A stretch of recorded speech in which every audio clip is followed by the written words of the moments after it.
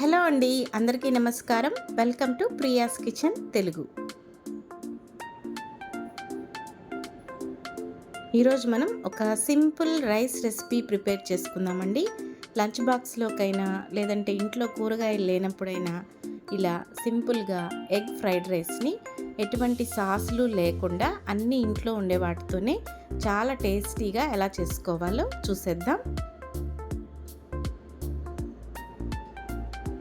ముందుగా స్టవ్ వెలిగించుకొని ఒక వెడల్పుగా ఉన్న కడాయి తీసుకుందాము. అందులోకి 3 టేబుల్ స్పూన్ల ఆయిల్ వేసి వేడి చేసుకోవాలి. ఆయిల్ కొంచెం వేడైన తర్వాత ఆవాలు, జీలకర్ర అలాగే కొద్దిగా మినపప్పు వేసుకొని అవి కొంచెం చిటపటలాడేంత వరకు ఉంచుకోవాలి.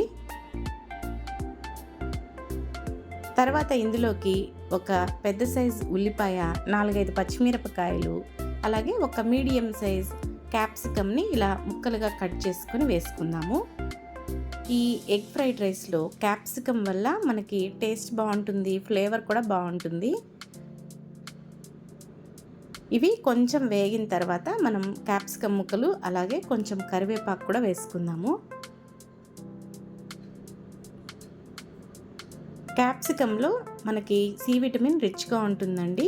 మామూలుగా పిల్లలు క్యాప్సికంతో ఏదైనా చేస్తే వాళ్ళు తినడానికి ఇష్టపడరు. వాళ్ళకి ఇలా ఎగ్ ఫ్రైడ్ రైస్లో క్యాప్సికమ్ ముక్కలు వేసేస్తే మనకి టేస్ట్ బాగుంటుంది, హెల్త్కి మంచిది. ఆ ముక్కలన్నీ కొంచెం మగ్గిన తర్వాత కొద్దిగా పసుపు కూడా వేసుకుందాము.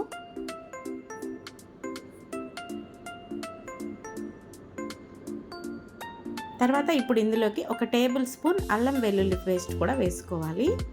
అల్లం వెల్లుల్లి పేస్ట్ కొంచెం పచ్చి వాసన పోయేదాకా ఫ్రై చేసుకుందాం.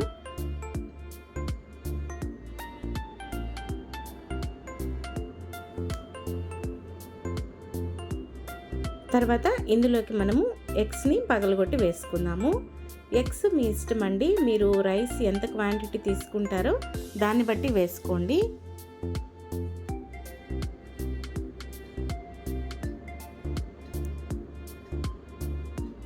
ఇక్కడ నేనైతే ఒక 4 ఎగ్స్ తీసుకుని ఇలా పగలగొట్టి వేసేసాను.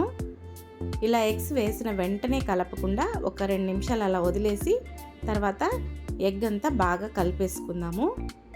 మనకి ఈ ఆయిల్లో కొంచెం పచ్చివాసన పోయేదాకా ఫ్రై చేసుకోవాలి. ఉదయాన్నే పిల్లలకి హడావిడి లేకుండా ఇలా లంచ్ బాక్స్లోకి ఈ ఎగ్ రైస్ చేసి పెట్టచ్చండి. అలాగే ఇంట్లో ఎప్పుడైనా మనకి రైస్ కూడా మిగిలిపోయిందనుకోండి, ఆఫ్టర్నూన్ చేసిన రైస్ మిగిలిపోయిందనుకోండి, మనం నైట్ ఇలా సింపుల్గా ఎగ్ ఫ్రైడ్ రైస్ చేసేసుకోవచ్చు ఆ రైస్తో. ఇప్పుడు ముందుగానే ఉడికించుకున్న రైస్ని వేసేసుకుందాము. రైస్ని వేడిగా చేసుకున్న పని అయితే ఇలా ఒక ప్లేట్లోకి తీసి ఒక 10 నిమిషాలు ఆరబెట్టేసామంటే మనకి ఈ రైస్ పొడి పొడిగా వస్తుంది. ఇప్పుడు మన రుచికి సరిపడినంత కారము అలాగే ధనియాల పొడి, కొంచెం మిరియాల పొడి కూడా వేసేసుకోవాలి. అలాగే మనకి రుచికి సరిపడినంత ఉప్పు కూడా వేసేసుకొని అంతా ఒకసారి బాగా కలిపేసుకుందాము. ఈ రైస్లోకి ఎటువంటి సాసులు వేయనవసరం లేదండి. మనం అన్నీ ఇంట్లో ఉండే వాటితోనే ఇలా రైస్ చేసుకోవచ్చు. ఇంకా హెల్తీగా కావాలంటే ఇందులోకి కొన్ని బీన్స్ ముక్కలు, క్యారెట్ ముక్కలు కూడా యాడ్ చేసుకోవచ్చు. ఇక్కడైతే నేను ఓన్లీ క్యాప్సికమ్తోనే చేశాను. అంతేనండి, మన రైస్ అయితే రెడీ అయిపోయింది. ఇలా వేడివేడిగా తింటే చాలా బాగుంటుంది. పిల్లలకి లంచ్ బాక్స్లోకి పెట్టి పంపించాలంటే మీరు పక్కన కొన్ని ఆనియన్ ముక్కలు తరిగి పక్కన పెట్టేస్తే కూడా వాళ్ళు నంచుకొని తినేస్తారు.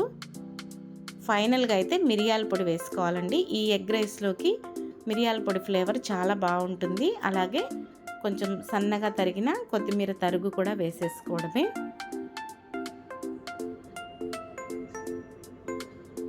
అంతేనండి, మన ఎగ్ రైస్ రెడీ అయిపోయింది.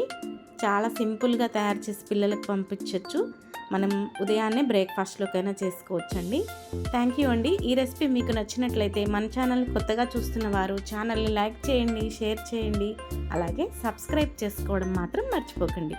బాయ్ అండి, మరో రెసిపీతో మళ్ళీ కలుద్దాం.